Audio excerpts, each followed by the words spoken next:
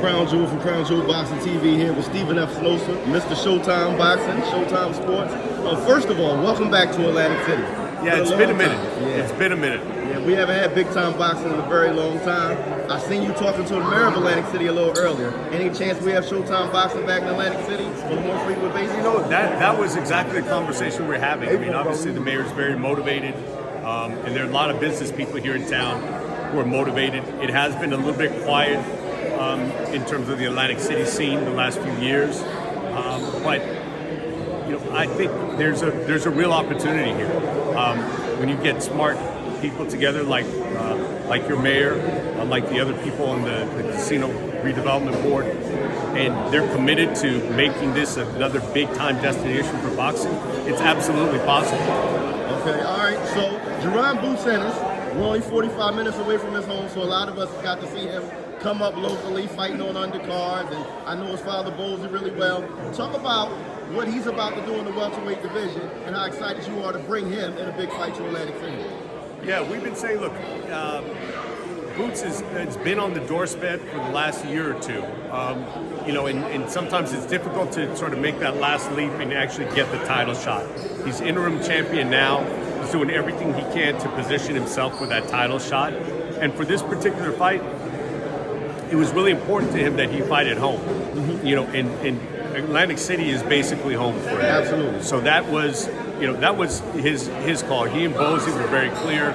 You know, whatever we did, they wanted it, you know, to be Atlantic City, to be able to reward all the fans at home, all the people who supported him coming up, you know, and then hopefully looking for a title fight in the next couple of fights.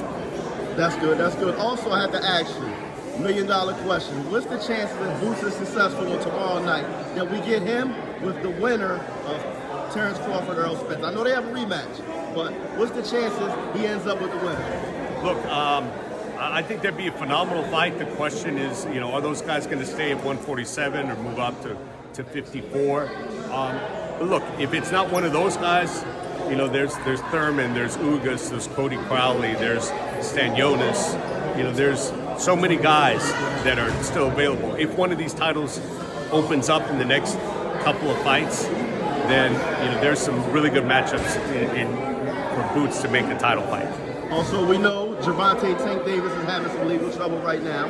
We know he should be nearing the end of it. What is the time frame you think we can see him back in action? I fully expect we'll see Boots, Tank before the end of the year. We will see Tank before the end of the year. He's been very clear about that. He had a phenomenal fight, you know, historic fight back in April, but he'll definitely be back in the ring before the end of the year. Last thing I want to do is congratulate you. We had heard a lot of talk, a lot of people, a lot of rumors about PBC, a lot of rumors about Showtime, and people thought it was over for you. But what do? You go out and sign the biggest fighter in boxing in Canelo. What are your immediate plans for Canelo? Look, it's, you know, we got a fantastic fight, you know, 2 undisputed world champions, you know, on July 29th. And then after that, you know, Canelo's in the driver's seat, but he's got a lot of options. And I think that's why he made a multi-fight commitment here.